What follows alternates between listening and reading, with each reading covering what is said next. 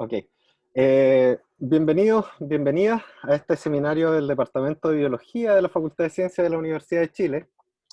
En esta ocasión presentará el profesor Ricardo Cabrera, quien es un miembro del Laboratorio de Bioquímica y Biología Molecular de este departamento. Ricardo, bueno, es hijo de Bello, hizo su formación científica en la universidad y es un Juan Gómez Millano.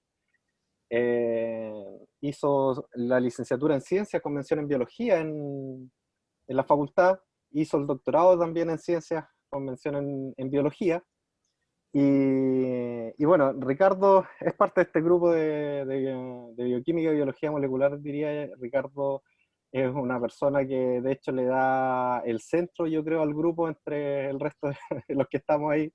Siempre él trata de consensuar opiniones, es muy agradable trabajar con Ricardo y su personalidad también hace muy ameno trabajar con él.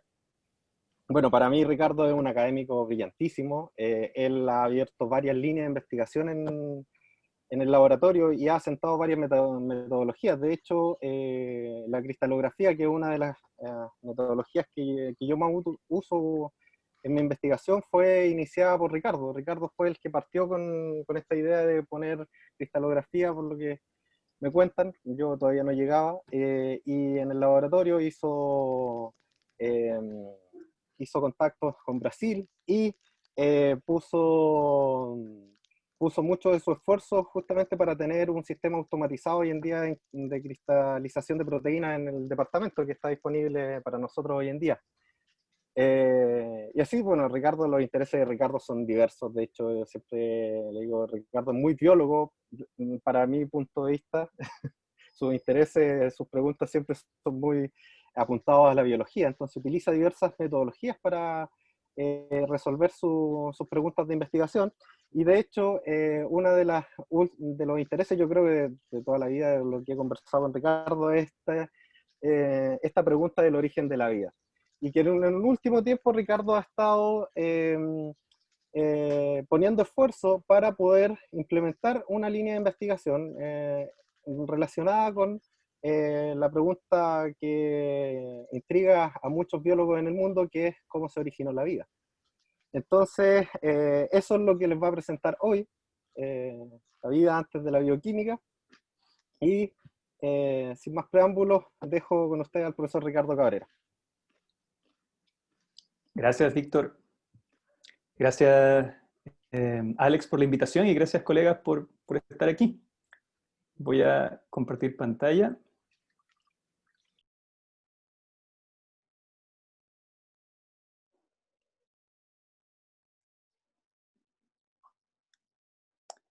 Y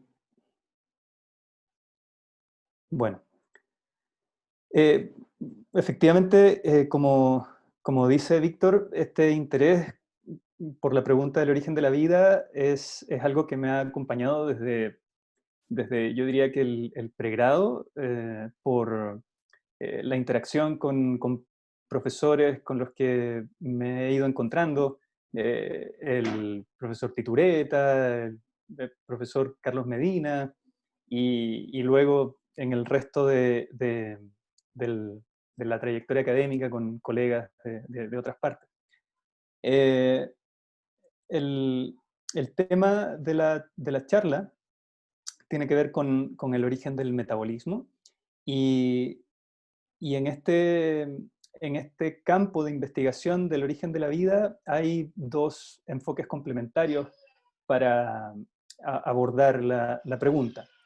Un enfoque tiene que ver con lo que uno sabe de las células actualmente, con la biología actual y el conjunto de funciones y propiedades que uno conoce de las células y que uno trata de ver cuáles de estas propiedades son las esenciales que podrían haber estado presentes en los ancestros de los grandes linajes como las bacterias y las arqueas, o en el último ancestro de todos los seres vivos, que es el conocido como LUCA.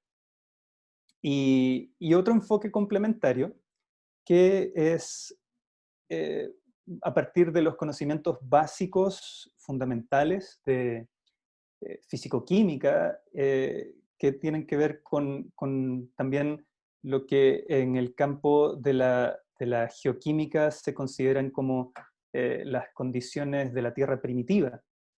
Y en ese contexto, la pregunta es, ¿qué es lo que puede haber ocurrido con las moléculas de tal forma que estas pudieron entrar en una dinámica de interacciones y transformaciones y formar estructuras o dinámicas más complejas y eventualmente llegar a formar un estado intermedio entre lo que fue LUCA y lo que es un sistema químico complejo, digamos, en esa transición es donde uno debería encontrar las células primitivas o quizás algo que no necesariamente pueda ser llamado como una célula, pero que está en esa transición. Entonces, en este seminario quería mencionarles inicialmente un par de cosas con respecto de LUCA, qué características pudo haber tenido y en qué época vivió. Y después de eso, fundamentalmente, me voy a dedicar a hablar de evidencias experimentales que eran una especie de empalme o continuidad entre procesos de la geoquímica y los procesos que podrían catalogarse como los más antiguos en la historia del metabolismo. Bueno, con respecto de LUCA, han habido distintos enfoques para estudiar qué características, qué propiedades tuvo su bioquímica, su biología molecular. Y bueno, este es un estudio más bien antiguo, digamos, de hace algunos años, quiero decir, en donde vieron las familias y superfamilias de proteínas presentes en todos los organismos, en eucariontes, en procariontes, y cuál es el conjunto, cuál es el repertorio de estas familias y superfamilias que son comunes a todos ellos, y cuáles son las funciones que característicamente se asocian a estas familias y superfamilias. Entonces, a partir de eso se pudo inferir que Luca probablemente tuvo una maquinaria de biología molecular, o quiero decir, de procesamiento de la replicación, de la traducción, de la transcripción, bastante equivalente con lo que uno espera para los seres vivos actuales, es decir, esta maquinaria que por supuesto es común a todos los seres vivos, entonces si está presente en todos ellos, también tuvo que haber estado presente en el ancestro. Y un repertorio bioquímico, un repertorio de vías metabólicas que muestra que las principales vías, las vías centrales del metabolismo estuvieron presentes en Luca, como por ejemplo la glicólisis o la síntesis de aminoácidos, la síntesis de lípidos, y estudios más recientes que este muestran que su metabolismo probablemente eh, fue un metabolismo autotrófico, claramente anaeróbico. La evolución del oxígeno en la Tierra es producto ya de una etapa mucho más avanzada de la biología. Y, y bueno, en sus vías energéticas, claramente o aparentemente quiero decir, poseía mecanismos como los actuales que tienen que ver con estos procesos de conservación de energía de gradientes de concentración que son acoplados a la síntesis de ATP. Entonces, esto es lo que se puede recoger de las características generales de los seres vivos actuales. Aquí tenemos un árbol filogenético en donde las ramas que aparecen corresponden a organismos de los tres dominios, de arqueas, bacterias, arqueas y eucariontes. Y en este árbol, en los árboles filogenéticos, además se puede hacer algo muy interesante que no es tan común. Yo no me encuentro en general con las aproximaciones de relojes moleculares, por lo menos en la literatura que suelo leer, pero aquí de lo que se trata es de asociar ciertos eventos que tienen una datación geológica muy precisa, eventos de divergencia de linajes, eh, colocarlos dentro del el árbol filogenético y a partir de las tasas de sustitución de cambio, inferir cuál ha sido el tiempo en el que esos, digamos, con esas dataciones por parte de la evidencia fósil, se pueden calibrar el tiempo que ha transcurrido para una determinada tasa de cambio de mutación de secuencia. Y con eso han tratado de inferir la última divergencia, que sería la divergencia de los linajes que vienen después de Luca. Y claro que hay un más o menos muy grande, pero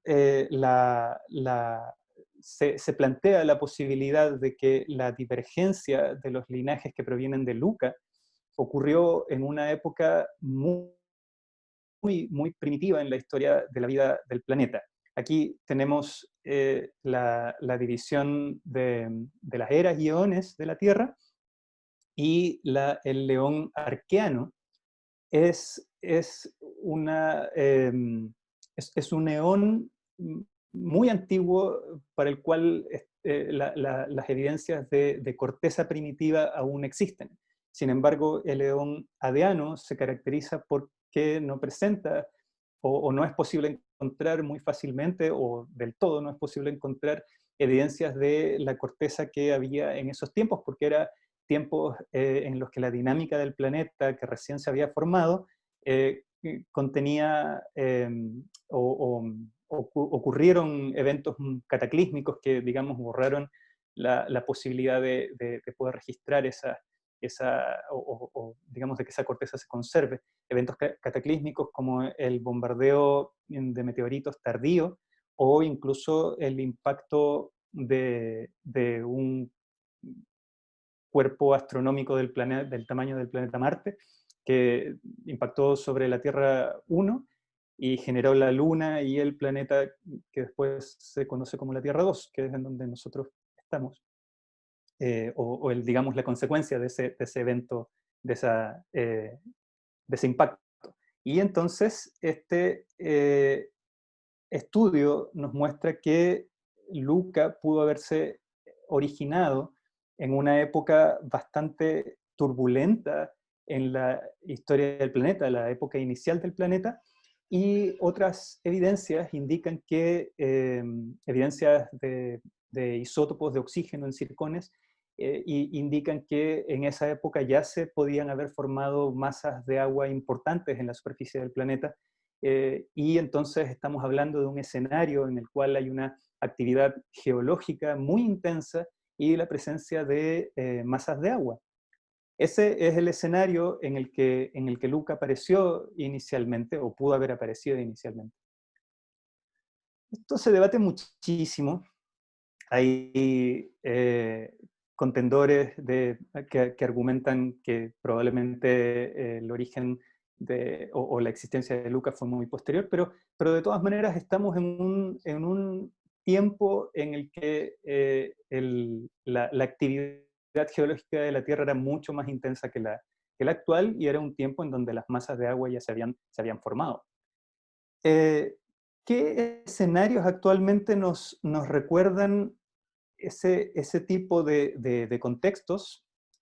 Bueno, en la Tierra actual, en la corteza, en el fondo de los océanos, hay unas fisuras que son bordes de las placas tectónicas, y en esas fisuras hay material del manto, material magmático que está emergiendo y empujando las cortezas o las placas.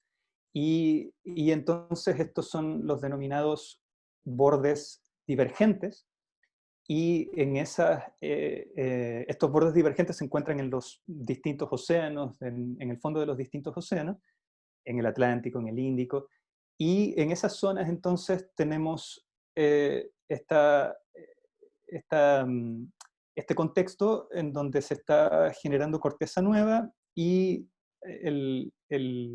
esto es súper importante, por cierto, para la dinámica misma del planeta. Esto es algo, la tectónica de placas es algo que no se encuentra o que no se ha podido identificar en planetas cercanos como Marte y Venus, y hasta el momento es una característica muy sui generis del planeta que tiene que ver mucho con la estabilidad que muestra a lo largo, o que ha mostrado a lo largo del tiempo, la estabilidad de su temperatura y de sus condiciones atmosféricas, comparado con otros planetas como Marte y Venus, por ejemplo.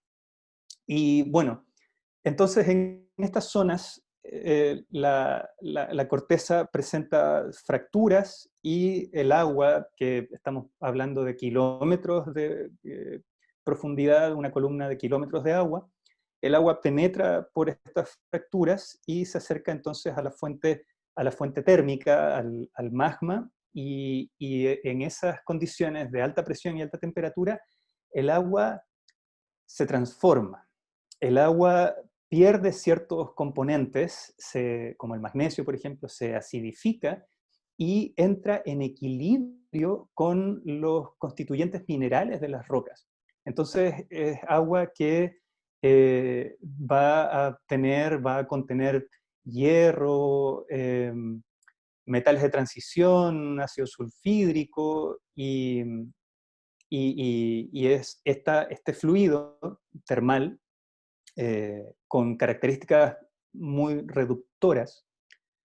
Entonces, debido a la temperatura y a la expansión del volumen, entonces se genera una presión de eyección y sale, digamos, y entra en contacto con el agua que se encuentra a más baja temperatura. Todos estos minerales ya quedan en unas condiciones de insolubilidad y precipitan y forman unas estructuras, unas chimeneas, y estos son los llamados sistemas hidrotermales ácidos o fumarolas negras.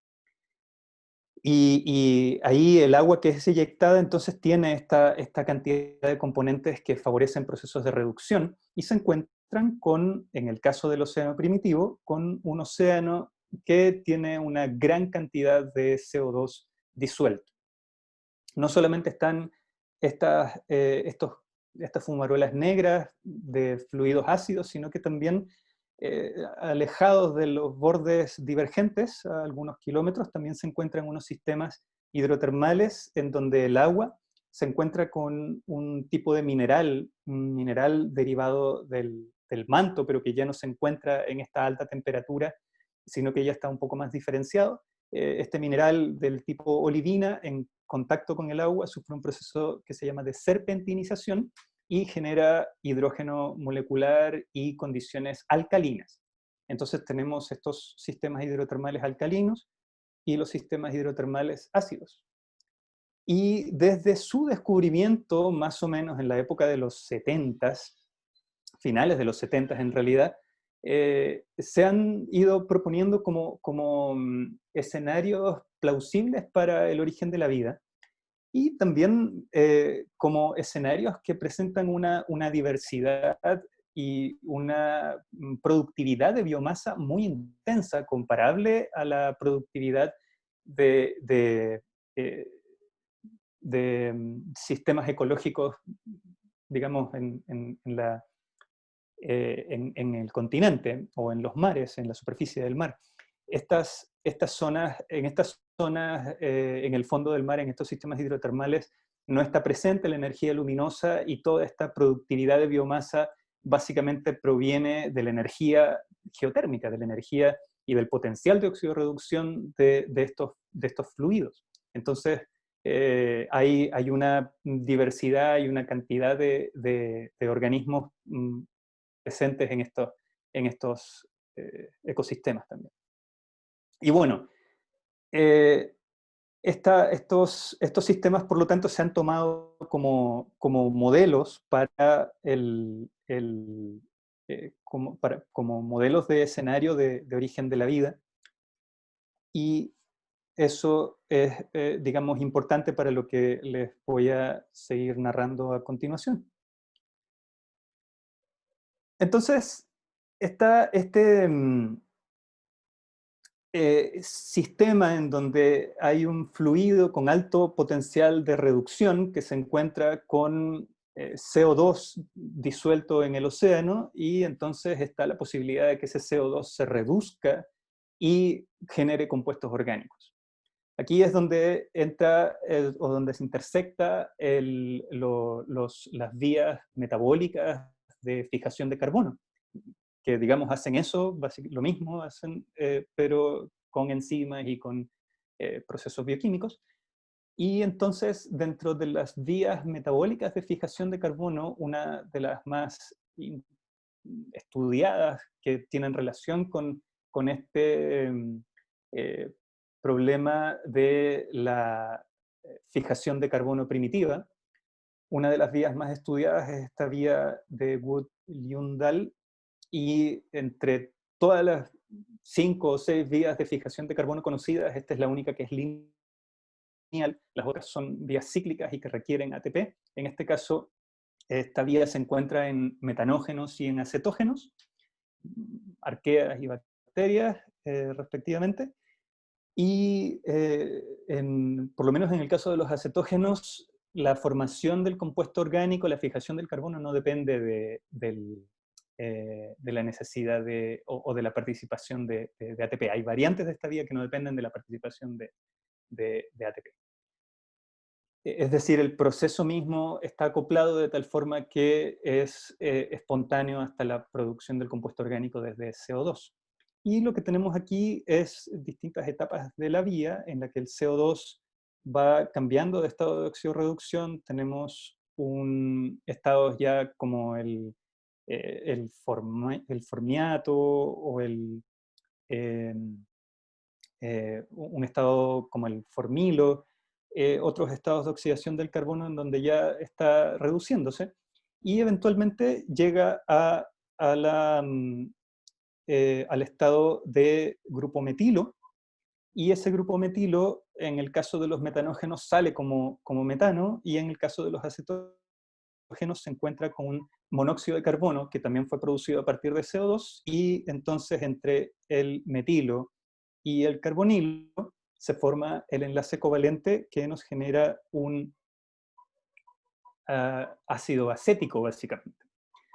Un grupo acetilo que está unido al sitio activo de la enzima, y estas enzimas son particulares porque en sus sitios activos tienen metales de transición. Y esa es una característica que también entronca con la presencia de metales en estos sistemas hidrotermales. Y esta es una característica entonces que ha abierto una línea de investigación en donde se trata de ver el nivel de compatibilidad que hay entre procesos geoquímicos de reducción de CO2 catalizados por metales y los procesos bioquímicos análogos, digamos, pero que ocurren in vivo.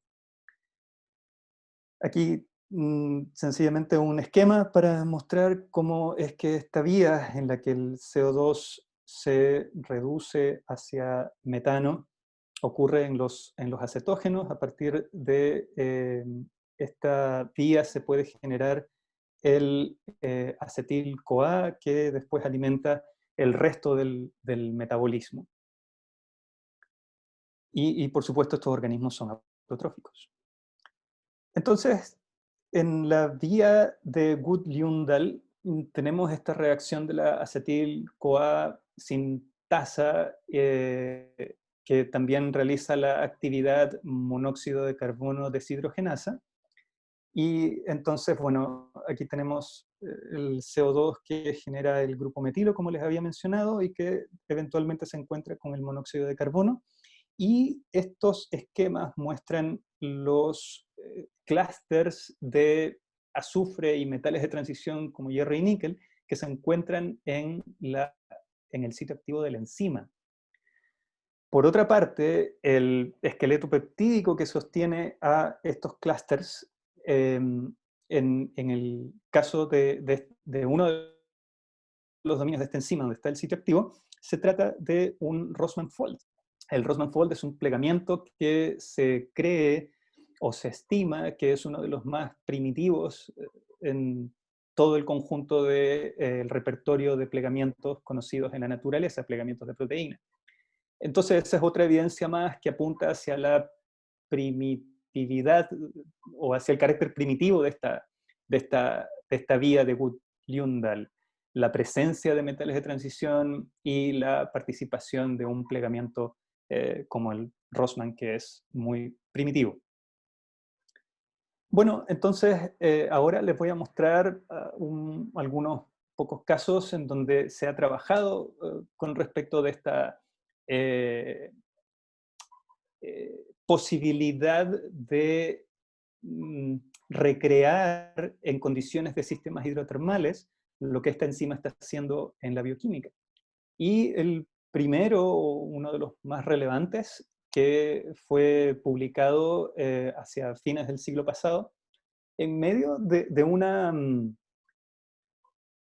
disputa intelectual que produjo un cambio de paradigma en el campo de investigación del origen de la vida, que desde 1953 estaba dominado por el concepto de la sopa prebiótica y las descargas eléctricas en atmósfera reductora que producía compuestos orgánicos como aminoácidos, este legado de la experimentación de Miller, y la posibilidad de que el escenario de las reacciones que condujeron al origen de la vida fuera distinto a lo que Miller estaba proponiendo era una propuesta bastante arriesgada que, como les digo, se empezó a constituir y a consolidar. Y esta fue una de las publicaciones que zanjó de alguna forma esta discusión, porque lo que más se criticaba a esta hipótesis de sistemas hidrotermales era que no se tenía ningún experimento en el que un compuesto orgánico relevante se haya podido sintetizar. Hasta que un investigador alemán dio con esta reacción en la que, en presencia del metanotiol, que emula al grupo metilo que les mencionaba en la vía de Wood-Ljungdahl, y el monóxido de carbono, en presencia de minerales o de un precipitado de sulfuro de hierro y níquel que estaba en la reacción, se constituía este precipitado in situ en la reacción. Entonces, se hipotetiza que lo que sucede en este caso era que, tal cual ocurre en la enzima, entonces el grupo metilo forma un enlace covalente con el monóxido de carbono y eso conduce hacia la formación de este análogo del acetil-CoA, del grupo acetilo, quiero decir, y eventualmente se recupera en la solución el ácido acético. Y interesantemente, además, estos investigadores vieron que en el rango de pH en el que estas reacciones ocurrían, cuando estaba presente hierro y níquel, que son los metales que están en el sitio activo de la enzima, entonces el mayor rendimiento de la reacción lo obtenían en pH entre 6 y 7, lo cual fue bastante notable. Pero esta reacción ocurre en diferentes contextos, solamente con hierro, solamente con níquel o con otros metales como cobalto, pero con diferentes características. Entonces, fue un paso importante, pero aún permanecía la crítica de que esta reacción no parte, no comienza desde CO2. Y eso encaminó distintos laboratorios en busca de esas condiciones. Efectivamente, a lo largo del tiempo se logró encontrar la condición precisa. Aquí les muestro un paper de ya mucho más recientemente, el año 2018, en donde partiendo desde CO2 y en presencia de metales nativos, es decir, metales de transición que tienen valencia cero, como hierro cero, molibdeno cero, etc., estos metales estarían acomplejándose con el CO2 y reduciéndolo a compuestos como el acetato, que es el producto de la vía de Wood-Ljungdahl, piruvato, 3 carbonos, metanol y formato, que tienen un solo carbono. Y estos metales entonces presentan distinto rendimiento, como están seleccionando cuál es la vía de reacción. Si se va a producir más del compuesto de 3 carbonos o menos, o solamente compuestos de un carbono. Entonces hay una química y mecanismos de reacción que actualmente están siendo estudiados, siempre en reflejo de lo que sucede en las enzimas y en las vías metabólicas. Entonces actualmente se propone que un análogo de la vía de Wood-Ljungdahl puede estar ocurriendo en condiciones de sistemas hidrotermales con básicamente la misma secuencia de intermediarios y de manera equivalente con la vía metabólica, hasta la formación de acetilo o eventualmente la formación de piruvohilo. Y bueno, aún permanecía el problema de que en general en la corteza, el estado en el que se encuentran los metales no es valencia cero, y no es que los metales per se estén reduciendo al CO2 en la enzima, sino que más bien están actuando catalíticamente. Y los electrones que provienen en última instancia o en primera instancia desde el hidrógeno son los que que están, digamos, son la fuente de poder reductor. Entonces, una publicación mucho más reciente muestra que metales ahora del tipo de los que se encuentran específicamente en sistemas hidrotermales sí pueden actuar catalíticamente utilizando al hidrógeno molecular como eh, poder reductor, y metales como por ejemplo la greyita, que contiene hierro y azufre, la magnetita, que contiene hierro y oxígeno, o la aguaruita, que contiene hierro y níquel.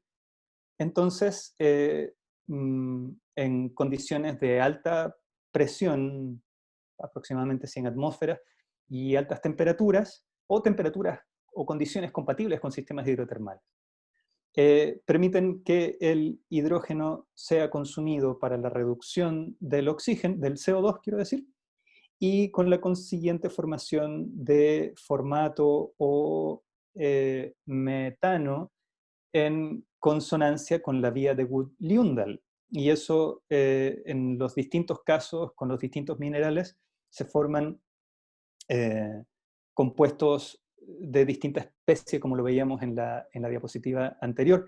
Y la ruta de reacción hacia los distintos compuestos es dependiente de características como el pH. Entonces, se avanzó mucho en este paralelismo entre la vía metabólica y la vía geoquímica, y más aún, este es uno de mis experimentos favoritos.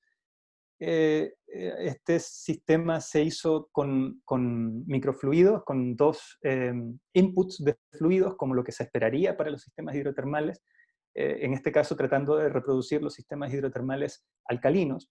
Una corriente, un fluido alcalino que contiene hidrógeno molecular, porque eso es lo que se espera que estos sistemas efectivamente contengan, y un fluido que representa el océano, que es el que contiene el CO2 y metales de transición, y en el contacto de estos dos fluidos se forma un precipitado mineral, y entonces se pudo demostrar que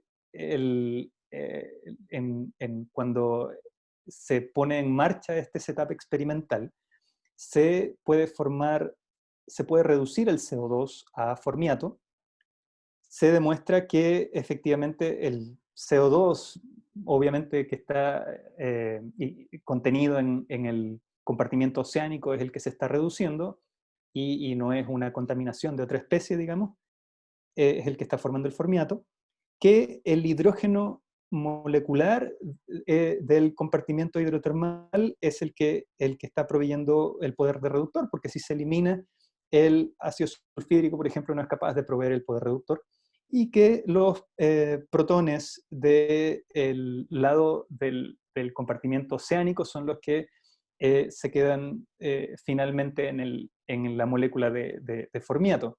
Entonces tenemos aquí un esquema que mecanísticamente es muy rico y que también empieza a darnos pistas de cómo posiblemente fue configurándose metabólicamente el sistema. Además, en el metabolismo actual tenemos cadenas de transporte de electrones que llevan desde un dador hasta un aceptor final, que eso es lo que en esencia está ocurriendo aquí con esta configuración en donde el precipitado transporta los electrones de un compartimento a otro. Así que ha habido una gran cantidad de avances que muestran una continuidad esencial entre la geoquímica y la bioquímica, y eso es algo que eh, mm, nos muestra este esquema, que es la comparación de las trayectorias de reacción de la metanogénesis o la cetogénesis con la vía de reducción geoquímica. Entonces, aquí nos muestra además la energía de cada uno de los intermediarios. Y claro, la vía geoquímica eh, muestra a estos intermediarios que ya hemos visto, el grupo formiato, el formaldehído no aparece no se detecta en estos estudios que les he mostrado, sin embargo, mecanísticamente debe ser un intermediario que aparece. Y se comparan estos distintos intermediarios con las rutas metabólicas que les menciono. En el caso de la vía acetogénica se llega hasta el grupo metilo y después esta vía diverge hacia la formación del acetato, y en el caso de la vía metanogénica se llega hasta el metano. Entonces hay un paralelismo muy claro en entre la geoquímica y estas rutas primitivas de la bioquímica, y se ve que es la participación de moléculas como el ATP los que van afectando la energética de esta trayectoria. Entonces, aquí mm, hasta aquí quiero mostrarles esta primera idea de procesos geoquímicos que son capaces de dar una química orgánica compatible con la generación de compuestos del metabolismo central. Pero el metabolismo es una red compleja que efectivamente gira en torno del metabolismo central y de moléculas como el acetato y el piruvato, pero para que esta red de reacciones se pueda expandir hacia una red mayor, entonces hace falta, es crítico el componente energético. En particular, en la bioquímica, ese rol energético lo da la fosforilación, que es un proceso bioquímico que activa moléculas para subsecuentes reacciones, en particular para la polimerización. Entonces, un siguiente o una siguiente etapa fundamental para una transición entre un sistema químico y un sistema metabólico es la posibilidad de que, entre comillas, el sistema aprenda a generar moléculas energéticas internamente, estoy diciendo entre comillas, y entonces esto expande las posibilidades de reacción dentro del sistema. De hecho, muchas reacciones del ciclo de Krebs, por ejemplo, han sido emuladas en condiciones de sistemas hidrotermales, excepto las reacciones que requieren de fosforilación, que no hay una manera sencilla o en términos geoquímicos de reemplazarla. Entonces el problema de la fosforilación se vuelve algo bastante importante en esta explicación. Y entonces, ¿qué es lo que se sabe de la disponibilidad del grupo fosfato en las condiciones de tierra primitiva? Bueno, se ha ido a muestrear a la boca del volcán y en estos sistemas, digamos, de exhalaciones volcánicas que deberían ser similares a lo que se encuentra en la parte, digamos, más cercana al magma en los sistemas hidrotermales, se ha logrado cuantificar la presencia de ortofosfato, el PO4 típico de la bioquímica, el pirofosfato, y otras especies de mayor número de unidades de fosfato, en concentraciones del orden micromolar. Entonces, en la Tierra primitiva, que era activa geológicamente, entonces se espera que estuviera presente el grupo fosfato. Y además, es importante la presencia de minerales en meteoritos que cayeron abundantemente en la superficie de la Tierra, en el eón Adiano, y también en la época inicial del periodo de acreción y crecimiento de la masa del planeta. Los planetesimales también tienen, digamos, este mismo contenido de los meteoritos. Entonces, los compuestos de fosfato están presentes en los minerales que formaron la Tierra y que cayeron subsecuentemente a ella, y en simulaciones o análisis geoquímicos también se ha podido deducir cuál es el repertorio, cuál sería el repertorio de minerales con fósforo presentes en el eón Adiano. Y la mayoría de estos minerales contienen fosfato acomplejado con manganeso, magnesio, hierro, calcio, etc. Y otros minerales que contienen el fósforo con una valencia distinta a la del fosfato. En particular, este mineral que es la schreibersita, que, como les digo, es un mineral de los meteoritos y que contiene, y que en presencia de agua, digamos, se oxida y forma esta,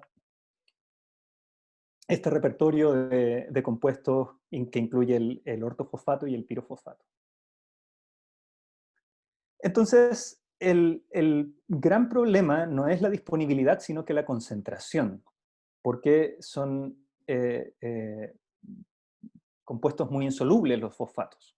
Y lo que se ha propuesto es que dentro del repertorio de compuestos orgánicos que fueron generados primitivamente, ciertos compuestos orgánicos pudieran ser activados de tal manera de unirse al ortofosfato. Y aunque esté en baja concentración, incluirlo dentro del compuesto orgánico. Y eso, curiosamente, es lo que sucede en el proceso conocido como fosforilación a nivel de sustrato en la bioquímica. Un esquema simplificado de eso es que en una vía metabólica un determinado compuesto se oxida y contiene un carbono carbonílico, y ese carbono carbonílico entonces puede ser atacado nucleofílicamente por uno de los oxígenos del fosfato y se forma este compuesto fosforilado, cuya hidrólisis es muy exergónica y entonces puede ser acoplado a la formación, por ejemplo, de ATP en una subsecuente reacción. Eso es algo que ocurre en las vías centrales del metabolismo. En la glicólisis tenemos la gliceraldehído 3-fosfato deshidrogenasa, y en ese caso justamente hay una reacción de oxidación acoplada a la formación del enlace con el ortofosfato. Eso también está ocurriendo en la descarboxilación del piruvato a acetato, un proceso redox acoplado a la formación del enlace fosfoanhídrido, y en el ciclo de Krebs también. La única fosforilación a nivel de sustrato conocida donde no ocurre eso es en el fosfoenolpiruvato, pero en la mayoría de las otras instancias sí ocurre. Entonces se ha puesto mucho interés en saber si en condiciones prebióticas este tipo de reacciones puede ocurrir. En experimentos bastante pioneros a principios de los 80, un investigador se preguntó con respecto de si el proceso bioquímico podía ser emulado en condiciones abióticas. y el proceso bioquímico de la fosforilación a nivel de sustrato que les mencioné, en ese esquema, por cierto, no se muestra un intermediario crucial que aparece justamente en esta etapa del mecanismo, que corresponde a la formación de un tioéster. Este intermediario, el tioéster, es el que reemplaza el azufre por el ortofosfato. Entonces es un intermediario crítico que se produce en el mismo mecanismo que les estoy mostrando. Entonces este investigador sencillamente colocó un tioéster del ácido acético y vio que el consumo de ese tioéster era coincidente con la aparición de pirofosfato a partir de ortofosfato e incluso logró detectar tripolifosfato. Ahora, estas condiciones fueron muy extremas, incluyendo desecación de la misma solución, altas concentraciones del grupo fosfato del orden molar. Básicamente una prueba de concepto de que la reacción puede ocurrir, pero en situaciones muy alejadas del contexto geoquímico que estamos implicando que es muy importante. Y de hecho, bueno, en presencia de bafenimidazol, que probablemente incluso haya podido participar catalíticamente, más allá del tioéster que, que, que se proponía. Bueno, más recientemente, y considerando condiciones geoquímicas como las de los sistemas hidrotermales, entonces se dio en el clavo con la fosforilación del ácido tioacético para la formación del acetilfosfato. Y ese acetilfosfato puede generarse de esta forma a pH 6, 7 y 8 y en distintas concentraciones de magnesio. En ausencia de magnesio eso no ocurre. Y este acetilfosfato puede ser un agente fosforilante para la producción de ribosa 5-fosfato y a partir de ribosa y AMP a partir de adenosina. Entonces es un agente fosforilante importante. Pero igual de importante es lo que estos investigadores demostraron que no fosforilaba. Y no fosforila aminoácidos y no fosforila otro conjunto de compuestos orgánicos. Entonces esta investigación sigue abierta y como vimos en el esquema del metabolismo central, hay otros puntos que podrían ser interesantes de evaluar. Y eso es a lo que, lo que hemos empezado a trabajar con un par de estudiantes de biotecnología que están haciendo su unidad de investigación con respecto de la posibilidad de la oxidación de gliceraldehído 3-fosfato o gliceraldehído, que sería el análogo en condiciones prebióticas, y que esa oxidación del gliceraldehído pueda conducir a una especie fosforilada, tal como ocurre en la glicólisis en el metabolismo. Pero el problema es el siguiente. En la glicólisis tenemos que el gliceraldehído 3-fosfato se oxida, como dijimos, y ese compuesto oxidado se fosforila y el 1,3 bifosfoglicerato puede ser utilizado para la producción. Es un agente fosforilante. Bueno, en esta reacción, si bien ocurre con la participación de tioésteres, como lo evidencia los estudios del mecanismo de reacción que se han realizado, un tioéster formado entre el grupo gliceraldehído y una cisteína del sitio activo de la proteína,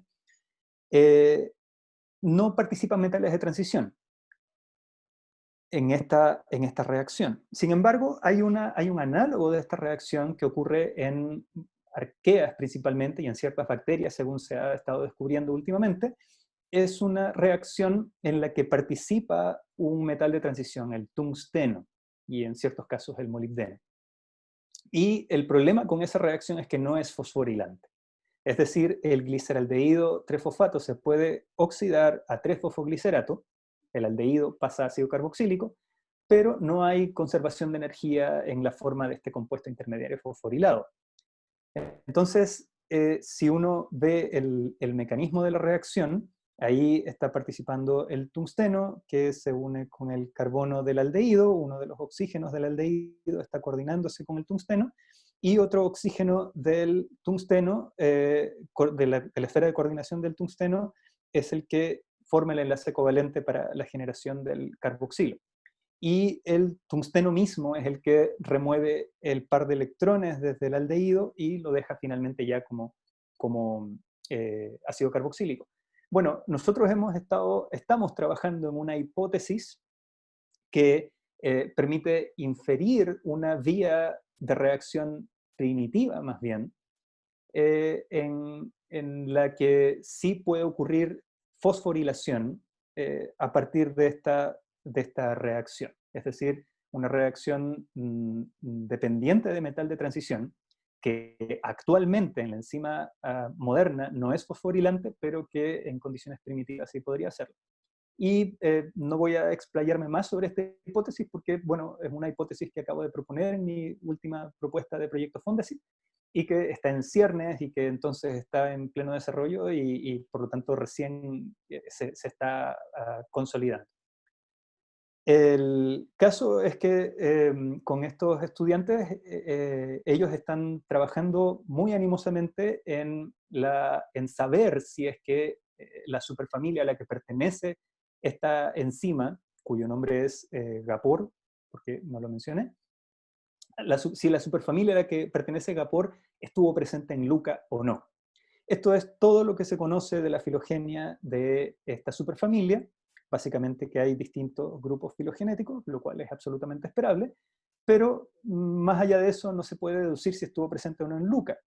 Aquí les muestro un trabajo en donde una familia, una superfamilia de enzimas que también trabajan con tungsteno y molibdeno, el análisis filogenético en donde se muestran los distintos linajes muestra que en las principales ramas de esa superfamilia, la bifurcación más básica de las principales ramas divide a las arqueas, que están pintadas en naranja, y las bacterias, que están pintadas de estos otros colores. Entonces, en cada uno de esas ramas principales ocurre una bifurcación entre arqueas y bacterias.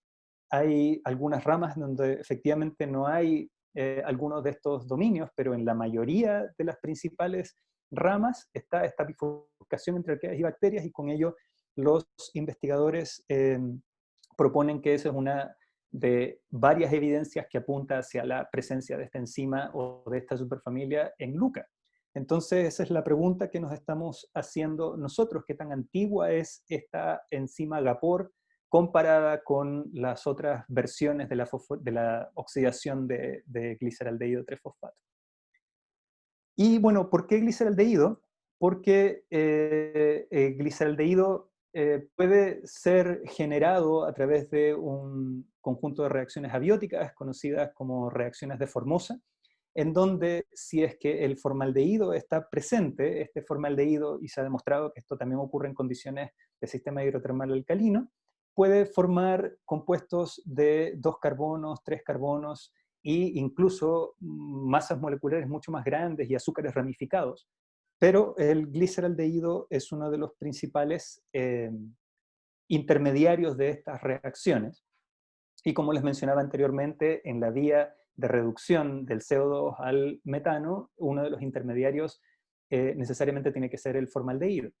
El problema es que no se le encuentra en altas concentraciones, y eso es algo, digamos, que también hay que hacerse cargo y tratar de explicar. Estas reacciones, que son básicamente reacciones de enolización y aldolización, ocurren también en la vía de las pentosas fosfato.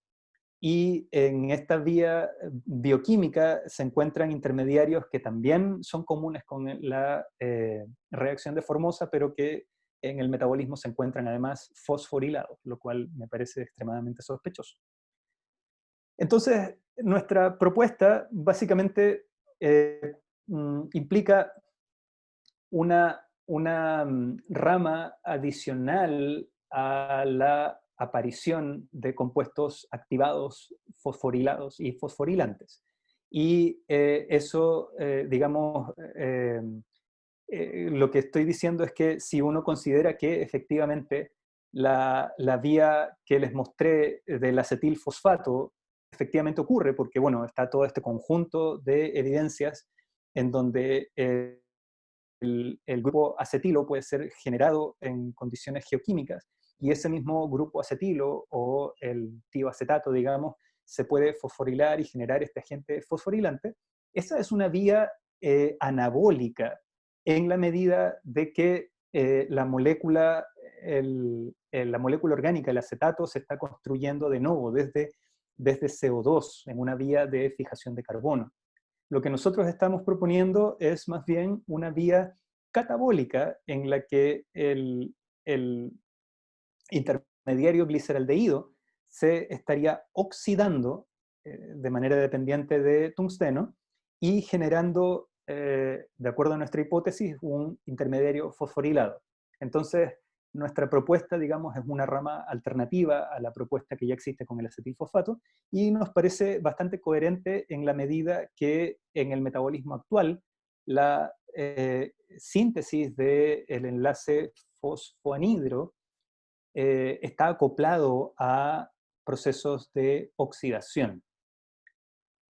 Bueno, eso es en general lo que quería comentarles de la línea de investigación, pero quiero cerrar haciendo dos menciones con respecto de el impacto que puede tener investigar las condiciones específicas en las cuales se origina se originó la bioquímica en la Tierra, digamos, más allá de la pregunta fundamental del origen de la vida, que en sí casi ni hace falta explicar su importancia, pero es contingente, puesto que por dos cosas en particular. Una es porque el metabolismo es la base de la detección de biofirmas en las misiones espaciales que buscan evidencias de vida en otros planetas.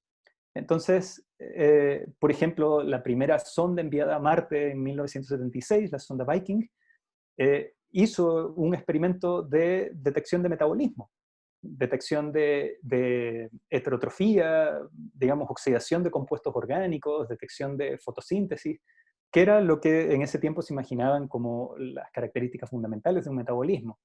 Actualmente se envió hace pocos meses atrás la sonda la última sonda a Marte con el rover Perseverance, que va a llegar en febrero del próximo año, y hay una cantidad de experimentos que tienen que ver con la detección de compuestos orgánicos y va a hacer investigación en un cráter que se piensa que fue un sistema lacustre en Marte hace 3.800 millones de años, que es cercano a la época en la que todos estos procesos también geoquímicos estuvieron ocurriendo. Entonces Marte es un escenario en donde uno va a buscar comparaciones, pero esas comparaciones entonces tienen que ser fundamentadas en el caso de las hipótesis del origen de la vida en la Tierra, fundamentadas desde el punto de vista de cómo la geoquímica se continúa con la bioquímica.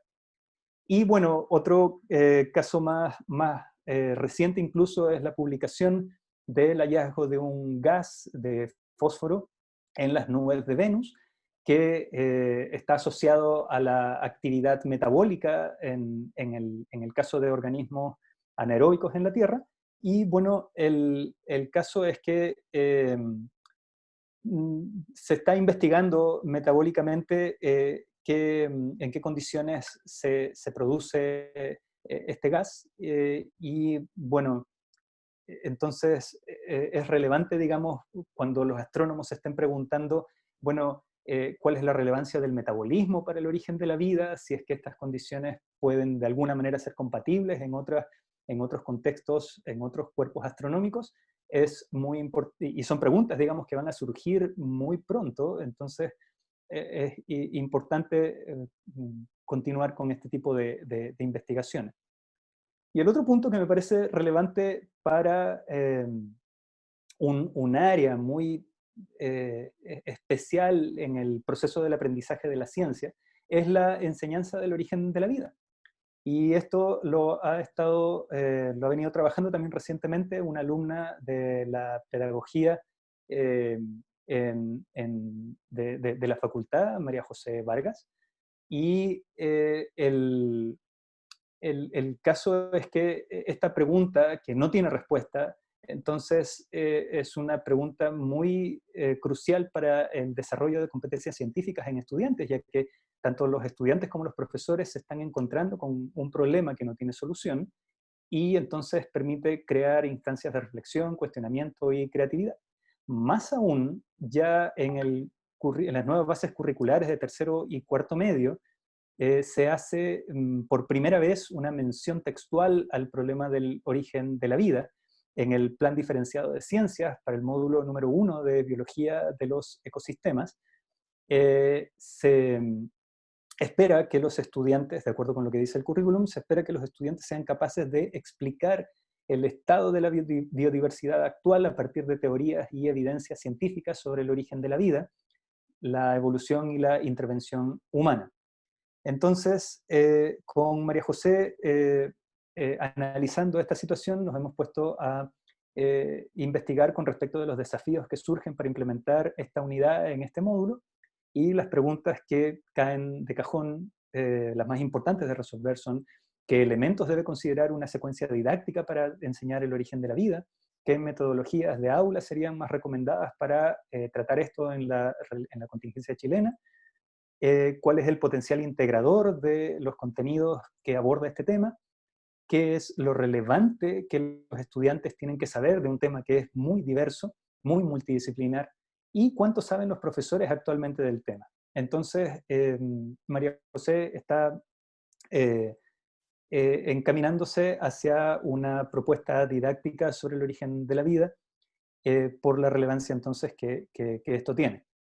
Así que, bueno, en este caso, mi agradecimiento a Felipe Morales, que es uno de los, Felipe Morales y Gabriel Leiva, que son los estudiantes de biotecnología que les mencioné, que están trabajando en el origen de la superfamilia de Gapor en Luca, y a María José, que viene trabajando en esto también hace poco conmigo.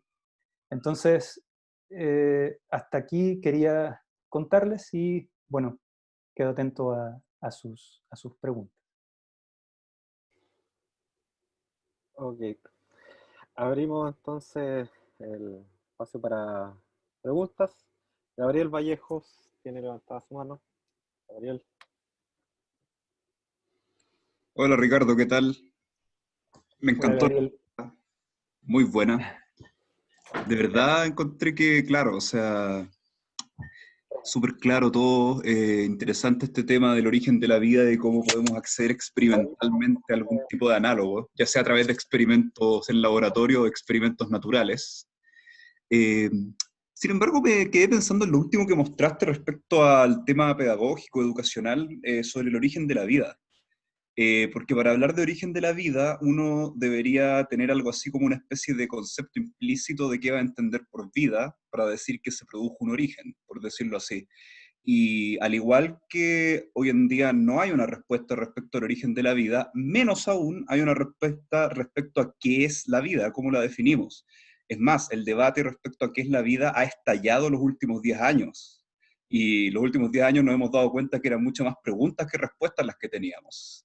Así que mi pregunta es respecto a si es que tú has visto cuál sería la noción de vida que hay implícita en el sistema educacional chileno, por lo menos, que se enseña en los colegios, o que se debería enseñar en los colegios. Esa es mi pregunta.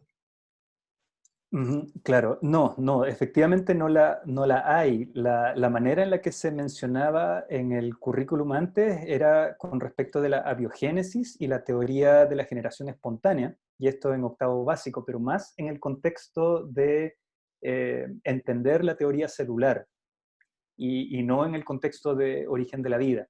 Entonces, esa claramente es una, bueno, sí, dentro del campo de investigación del origen de la vida no hay una definición consensuada.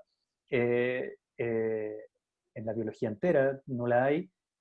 Entonces, desde ese punto de vista, como tú bien dices, es una dificultad para que los profesores puedan dimensionar este problema y poder entregarle pautas a los alumnos. Sin embargo, a pesar de que no hay una definición consensuada, hay ciertas características que sí son importantes y que permiten hacer esta reflexión, este cuestionamiento y esta apelación a la creatividad y a poder configurar esta idea del origen de la vida, que son características fundamentales de los seres vivos, como por ejemplo el metabolismo. El metabolismo, como les mencionaba, es definitorio incluso en la búsqueda de vida en misiones espaciales. También el problema de la evolución, pero referido a la replicación molecular, al origen de la replicación molecular en las distintas etapas desde el origen de la vida. Por ejemplo, el problema del mundo RNA, que yo no lo he tratado aquí, pero que es una de las columnas también sobre las cuales se asienta la discusión del origen de la vida, y otros conceptos como la autoorganización y en particular la autopoiesis, que pueden ser bastante importantes. Yo creo que lo fundamental es que, como este es un problema que no tiene respuesta, hay que poder trabajar en una dinámica especial en donde uno considere ciertas características relevantes y genere el acercamiento a partir de esas características. Entonces, el acercamiento, digamos, de los profesores y eventualmente de los alumnos. Hablando del punto específico que tú mencionas, que es el de la enseñanza en el colegio. Muchas gracias, Ricardo. Francisco Chávez tiene la mano levantada. Francisco, adelante.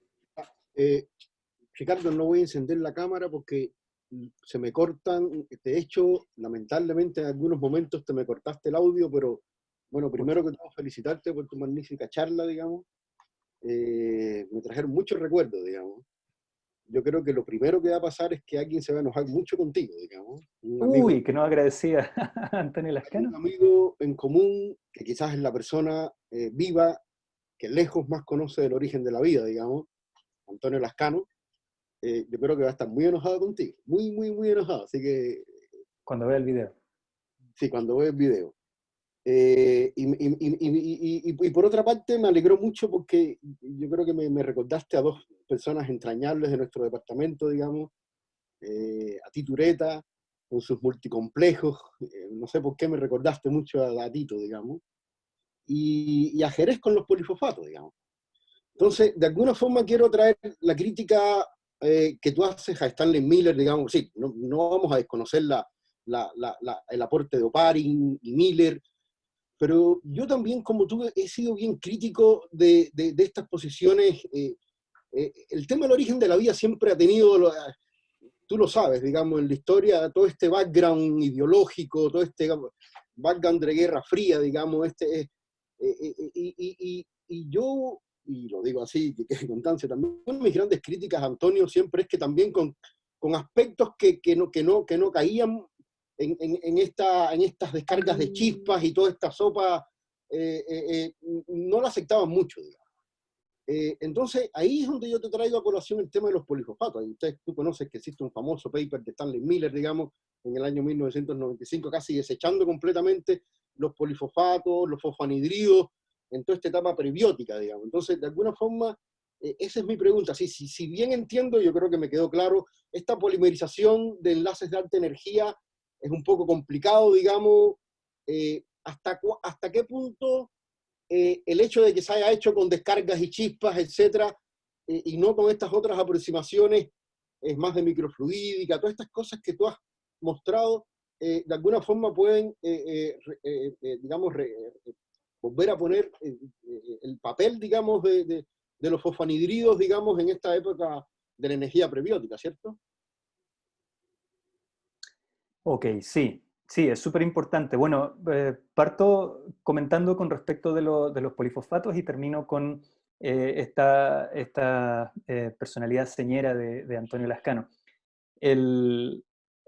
los polifosfatos, de hecho, hay unas publicaciones bastante antiguas que yo no les he seguido la pista y no sé en qué medida se consolidó el tema, pero hay unas reacciones que fueron detectadas de síntesis de polifosfatos a partir del 1,3, utilizando como sustrato el 1,3 bisfosfoglicerato. Y eso, digamos, entronca muy cercanamente entonces con esta hipótesis que les estoy mostrando.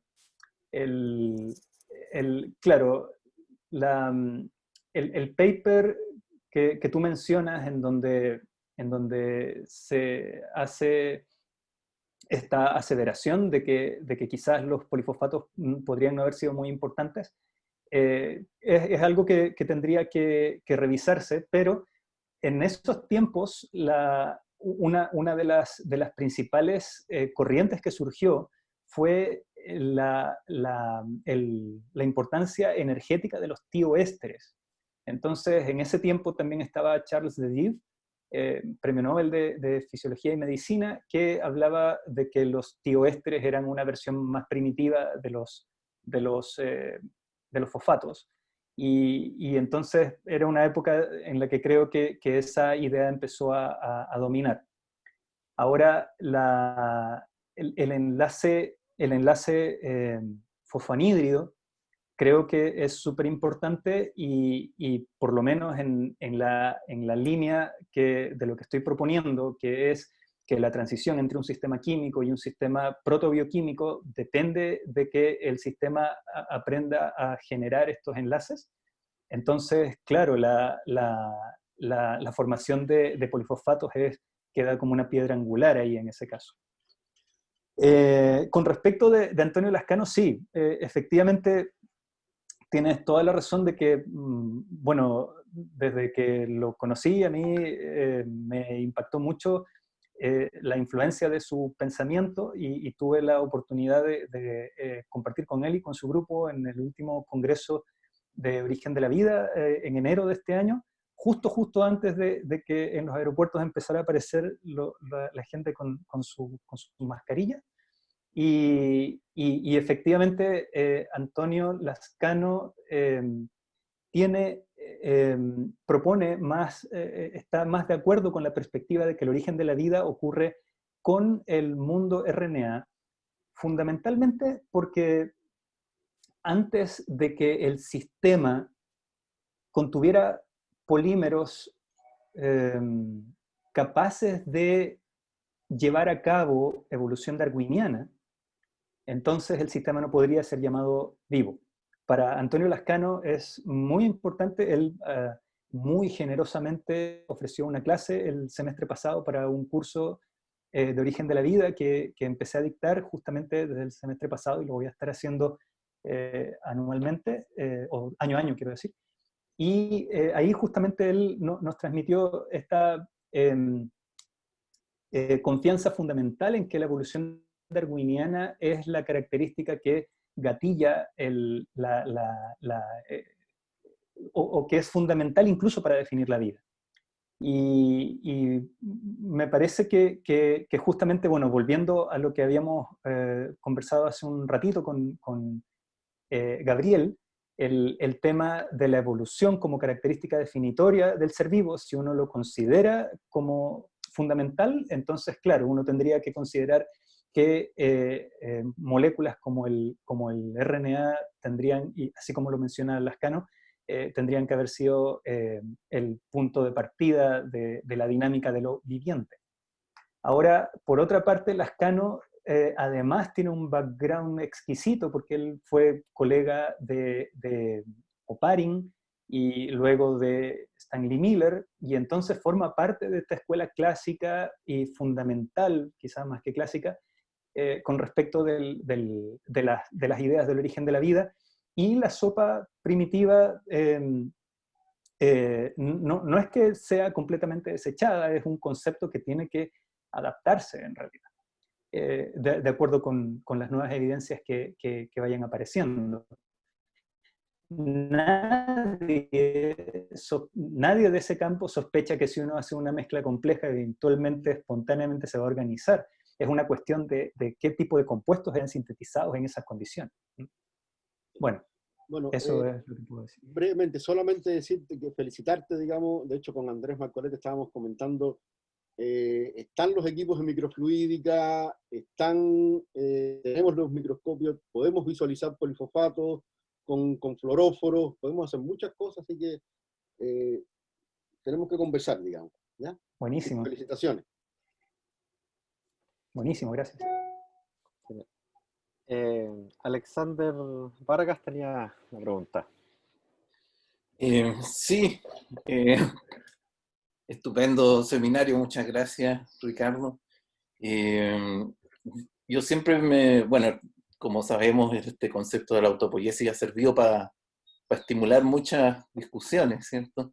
Se centran en la autonomía harto, que es algo que a veces el puro requisito de autoproducirse y tener una especie de borde quizás es poco, no sé, para esa autonomía. Quizás es más importante precisamente tener un metabolismo, poder realizar un trabajo, haber puesto quizás un poco más el énfasis en eso, pensando en estas vesículas de Pierluigi Luisi que te dicen, listo, ahí está el sistema autopoiético, y en realidad como que no es muy impresionante si uno, si uno dice, claro, uno puede decir, cumple con los requisitos de autoproducirse, tiene una barrera, pero uno dice como que falta detallar algo más. Y claro, la complejidad a la cual llega la vida después es ciertamente impresionante. Uno la puede atribuir, ¿cierto?, al paso de los cientos de millones de años.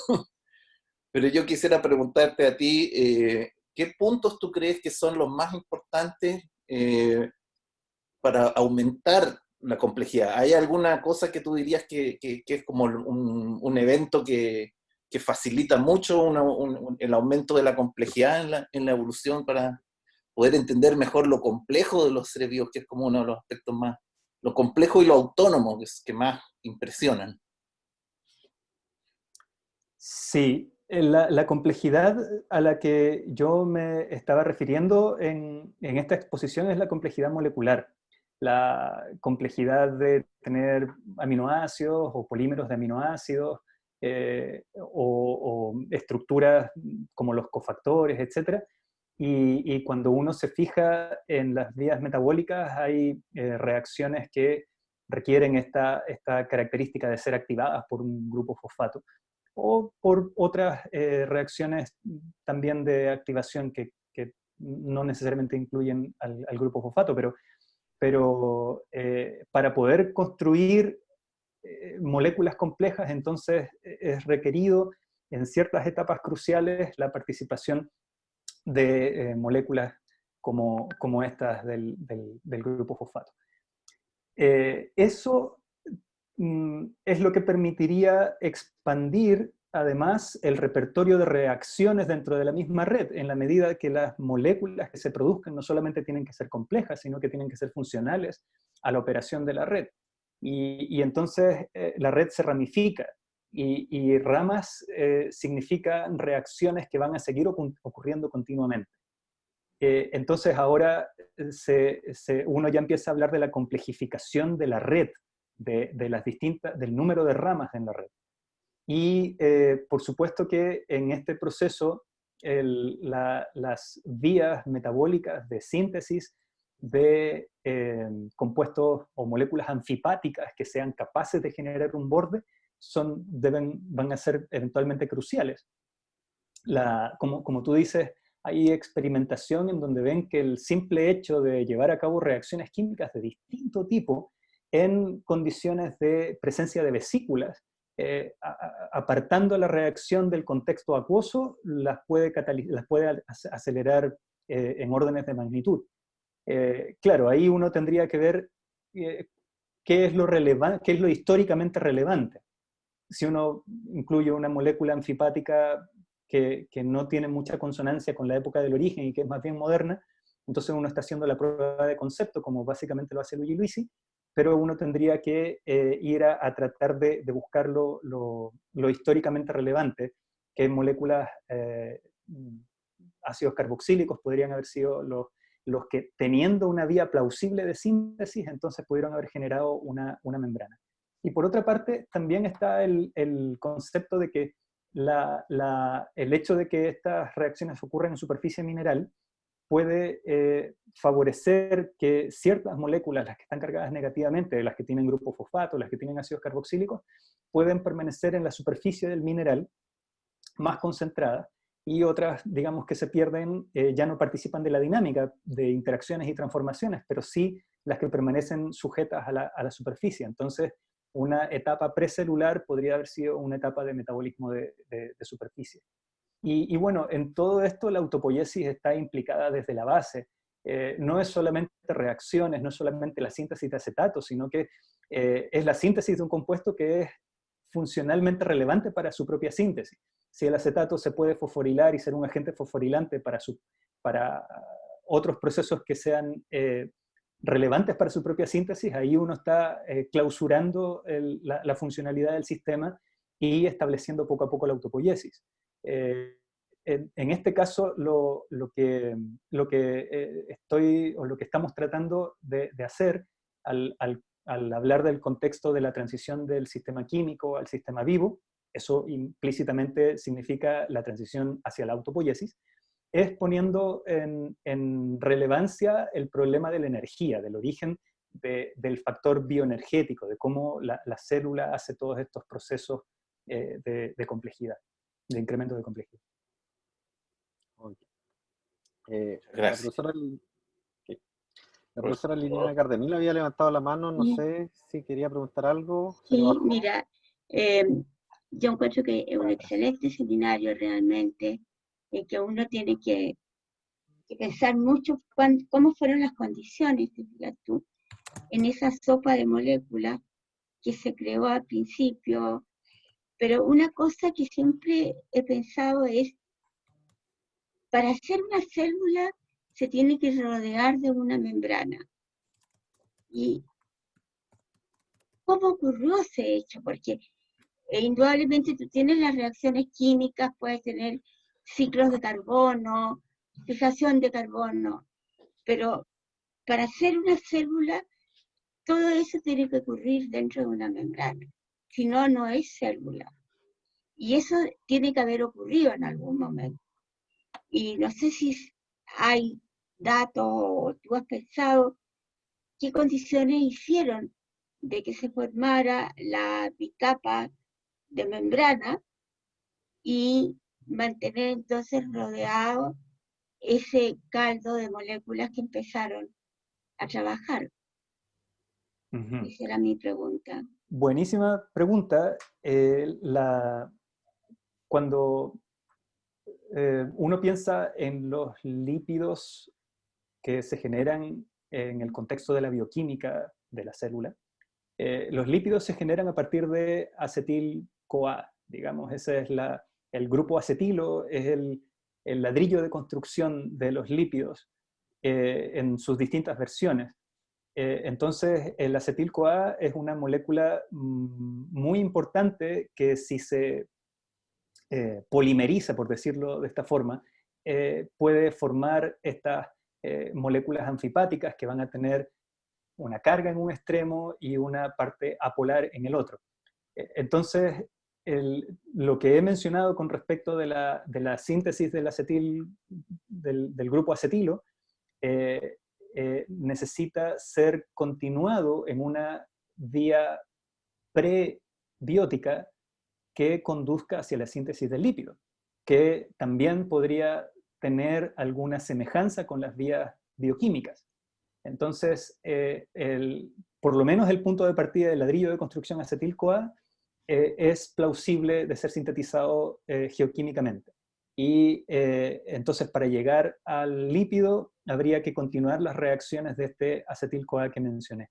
Y una vez que la concentración de estas moléculas anfipáticas alcanza un nivel crítico, que es el que se llama concentración micelar crítica, la formación de estructuras es espontánea. Y es un proceso de autoorganización dependiente de las interacciones con el solvente y factores entrópicos que causan finalmente que haya una compartimentación. Entonces, si a partir de este compuesto de acetil-CoA uno fuera capaz de descubrir cuáles son las vías relevantes geoquímicamente para la construcción de moléculas anfipáticas, uno podría ir en la dirección que tú mencionas, y efectivamente hay investigadores que han ido en esa dirección. El campo es súper grande y yo traté de darles una pincelada con respecto de la línea más relevante para los experimentos que me van a ocupar a mí. Pero tu pregunta es absolutamente fundamental, Liliana. Bueno, fantástico, Ricardo. Mira, te felicito porque el seminario tuyo me ha hecho pensar mucho, mucho sobre el origen de la vida y cómo esto ocurrió realmente. Te felicito realmente. Gracias, Liliana. Oh, ok. Andrés Marcoleta, la mano levantada. Hola Ricardo, muchas gracias por tu charla, muy interesante. No queda mucho tiempo, así que voy a tratar de ir al grano. A partir de tu charla me he preguntado ya varias veces, sobre todo motivado por estos anuncios que han habido en los últimos años de posibilidades de vida microbiana en otros planetas no muy lejos, incluso dentro del sistema solar, como en Céladus o en Permafrost de Marte, etc. Siempre lo que buscamos para ver posibilidades de vida es si es que están las condiciones similares que se dan o se dieron en la Tierra en algún momento y que permitieron ese surgimiento de la vida. Y en este sentido, ¿crees tú que basta con que se reproduzcan las mismas condiciones para que terminemos en un resultado más o menos similar? Porque lo que buscamos es vida similar a la nuestra, pero ¿qué tan grande o probable sería que teniendo las mismas condiciones de partida el sistema evolucione en lo que se consiguió aquí en la Tierra? Sí, esa es una pregunta súper importante en el campo de la astrobiología. Y claro, tú tocas un concepto súper relevante en ese sentido, que es la vida o la bioquímica como la conocemos. O sea, una bioquímica basada en aminoácidos, en polimerización, en carbono, en agua, y entonces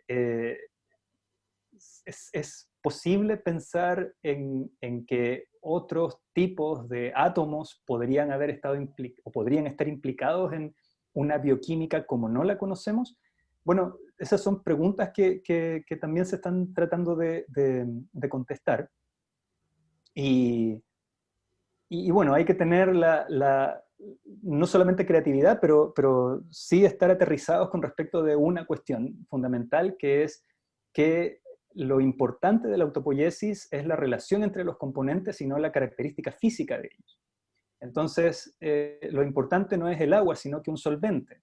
Lo importante no es el carbono, sino que un átomo que sea capaz de unirse con otros átomos y formar complejidad molecular. Lo importante no es solamente formar complejidad molecular, sino que agentes catalíticos. Entonces, ahí tenemos características: solvente, catálisis, complejidad molecular, que podrían estar dadas por otros átomos integrantes. Entonces, esa es una línea de pensamiento que se trabaja bastante. Y en relación con la búsqueda de vida en cuerpos astronómicos como Enceladus o Europa, Titán, que también van a mandar una misión, que es una luna de Saturno, mira, es súper apasionante lo que uno puede ir mirando de los otros planetas en comparación con la Tierra. Y ahí entra a tallar el carácter planetario de la vida. No es solamente el fenómeno molecular de la generación de una autocatálisis en un locus determinado de la superficie del planeta, sino que es un fenómeno planetario, como la existencia de océanos o la existencia de la tectónica de placas, y de alguna manera está imbricado con estos otros fenómenos planetarios. Entonces está la idea de que si la vida traspasa ese umbral hasta volverse un fenómeno planetario, entonces la vida continúa y va a ser posible de encontrar vida que se haya originado en algún momento, dado que continúa por haberse convertido en un fenómeno global. Por ejemplo, lo que mencionaba yo de Venus, el gas fosfina, no debería estar ahí, dado que es un fósforo en estado reducido en un contexto absolutamente oxidante. Entonces, ¿formará parte de un ciclo biogeoquímico o de una química desconocida? Bueno, uno tiene que mirar aquí en la Tierra entonces cuál es el ciclo en el que el fósforo está metido y qué cosas podrían ser semejantes con Venus. Y eso implica partir desde lo conocido, pero ver cuál es el sistema desde el punto de vista relacional y no de las características particulares de los átomos implicados, sino que desde el punto de vista relacional, y ver si eso podría trasladarse a lugares, digamos, otros mundos como los que tú mencionas, o como Marte, o como Venus. Entonces, en Marte se da un caso bien particular, ahora, digamos, en otra dimensión del tema, que en Marte probablemente no hay vida actualmente, pero los escenarios en donde se está haciendo investigación son escenarios que podrían haber tenido vida en la misma época en la que ocurrió, o sea, perdón, que podrían haber tenido agua en la misma época en la que ocurrió el origen de la vida en la Tierra. Entonces, desde ese punto de vista, se busca evaluar esto que tú mencionaste en algún momento, si el fenómeno es determinístico o no. Es decir, si había una geología activa, si había cuerpos de agua, entonces esa ecuación indefectiblemente nos produce vida, o vamos a toparnos con que, aunque estén todas las condiciones dadas, el proceso no es determinístico.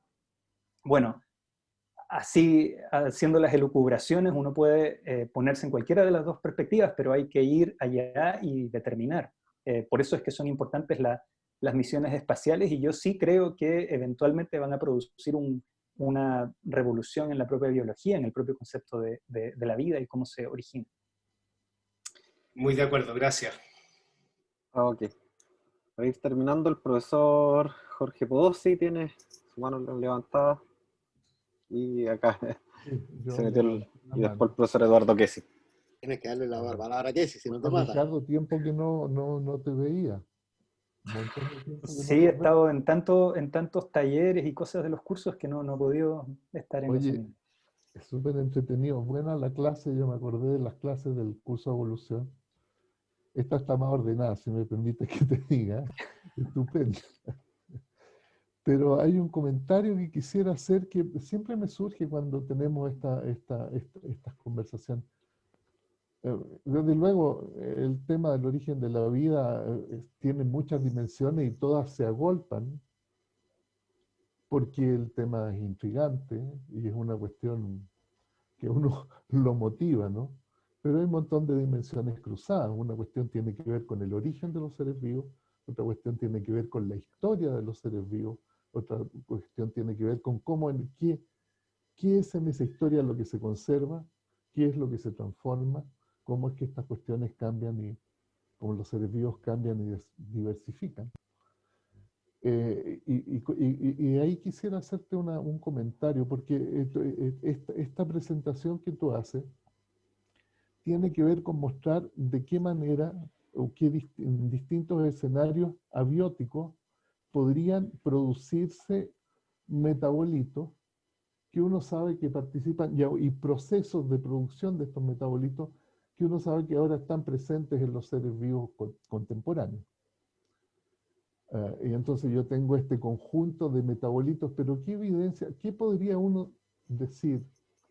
¿Cómo podría uno soslayar la siguiente situación? Esto podrían ser convergencias, ¿no? ¿Qué evidencia tenemos de que hay una continuidad histórica entre estos procesos que tú muestras y lo que ocurre en los seres vivos ahora? Podrían ser dos procesos paralelos que simplemente convergen en algunos aspectos debido a las restricciones propias de la bioquímica, de la química orgánica. Pero no hay un argumento estructural o una evidencia de continuidad entre estos procesos de síntesis de estos metabolitos abióticos y lo que ocurre después contemporáneamente. Entonces, hay un hilo ahí que parece que faltara, de modo de poder distinguir cuál de estos posibles escenarios, la sopa primordial o la catálisis metálica en los centros hidrotermales podría estar más cerca de, si hubiera un argumento histórico, o al menos un argumento estructural que mostrara un nexo histórico entre estos procesos abióticos y lo que ocurre en los seres vivos ahora, Sí. eso podría ayudar a zanjar la cuestión. Sí, bueno, ahí uno puede hacer una suma de casos, en el sentido que por ejemplo, los organismos que están más basales en el árbol filogenético universal son organismos que su hábitat está en estas inmediaciones de los sistemas hidrotermales. Por otra parte, el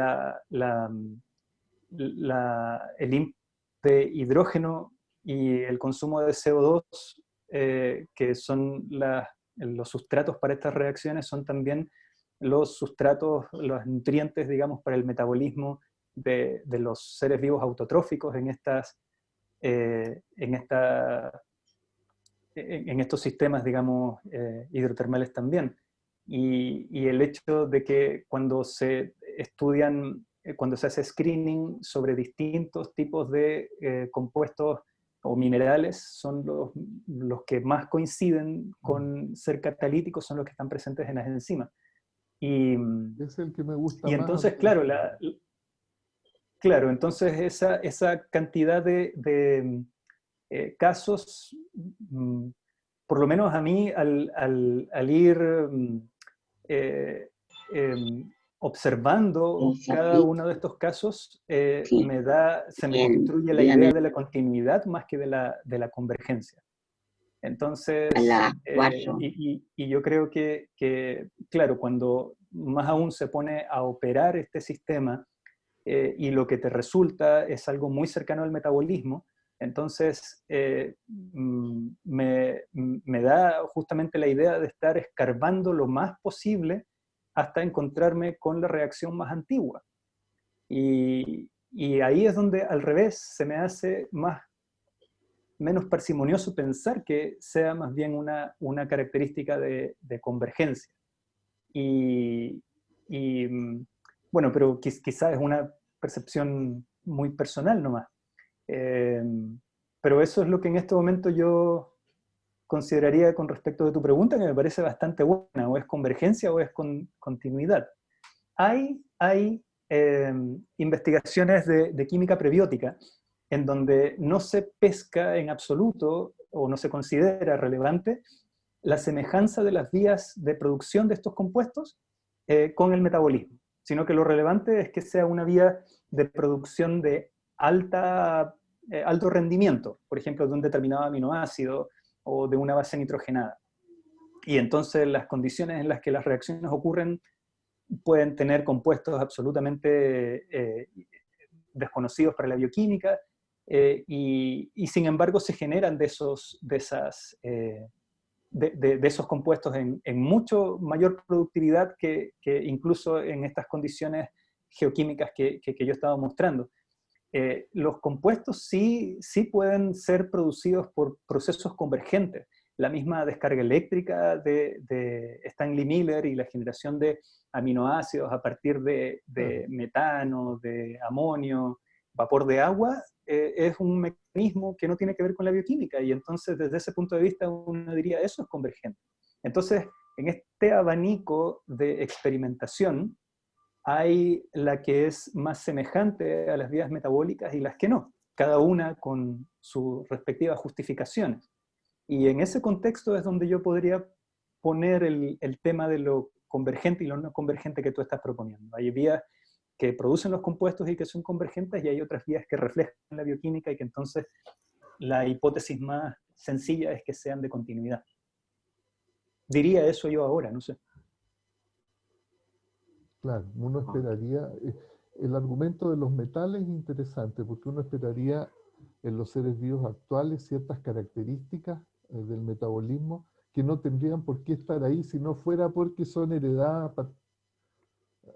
o conservadas desde un momento abiótico particular. Totalmente. Y en ese sentido lo de los metales tiene esa dirección. Por supuesto, sí, claro, uno puede hacer las moléculas de muchas maneras, me imagino yo. Está bonito todo esto. grato, entretenido. Genial. Gracias. El profesor Eduardo Kessi tenía una pregunta para Gracias. Mis no disculpas dejarlo por abajo. haber integrado tan tarde. Estuve mirando en la otra pantalla, pero estaba en otra reunión y era imposible. Oye, Ricardo, bien interesante lo que alcancé a escuchar y te felicito por ello. Una pregunta bien general, un poco en la línea de lo que estaba preguntando Jorge. La idea del compartimento, ¿verdad? Que es como un resultado, estaba presente al principio. Yo no sé si tú mencionaste mucho eso, porque como te digo, no pude poner mucha atención, pero precisamente en la fumarola está la idea de un límite que separa un espacio de otro y que es un límite igual que las membranas de hoy, que son más que separadores, conectores de espacios distintos. Y si uno agrega eso, la idea del flujo, en este caso flujo de carbono, tú tenías razón cuando decías antes, el flujo podría ser de cualquier átomo. Ahora sabemos que el carbono tiene características que probablemente hacen que sea el flujo de carbono aquí y en muchos otros lugares el que uno deba buscar. Y si a eso uno le pone, y estoy citando aquí un poco a Nick Lane, que seguramente tú conoces, el dato de que uno puede canalizar eso, entonces ya tiene más o menos el problema de la continuidad resuelto. ¿Qué te parece a ti? Sí, claro, la idea que me evoca lo que tú mencionas es esta deducción de que si hubo una reacción primitiva y ha habido una continuidad entre esa reacción del contexto geoquímico y nuestra bioquímica, entonces es una reacción que desde que empezó no ha terminado. Digamos, o lo que visto desde el otro lado, hay reacciones en nosotros que son mucho más antiguas que otras y entroncan con un contexto geoquímico. Y esa continuidad de la reacción implica un flujo, un flujo, digamos, material. Entonces, exacto, que el flujo material es algo extremadamente importante en la bioquímica de la célula y también en la dinámica planetaria. El planeta está en un flujo continuo de materia y energía, con los flujos geoquímicos, con la pérdida del hidrógeno hacia el espacio exterior, es decir, un flujo continuo de oxidación. Entonces, no me sorprende que haya un flujo material a una determinada escala, en el caso del planeta, que eventualmente se continúa con un flujo material a una escala totalmente distinta en la bioquímica una vez formada. Así que yo creo que es súper relevante lo que tú mencionas. Ok, gracias. Ok. Gracias. Vamos, yo creo ir finalizando, ya estamos pasados en el tiempo. Vamos a tener que hacer jornadas de origen de la vida, Ricardo, para que nos conteste todas las preguntas que nos quedaron, porque yo tenía varias preguntas, pero te las voy a hacer en otro momento. Vale, gracias. Así que dejamos esto hasta acá. Gracias por la asistencia, gracias Ricardo por tremenda charla que nos acabas de dar y la respuesta además. Así que eso, muchas gracias a todos. Gracias a todos, nos vemos, chau. Chao.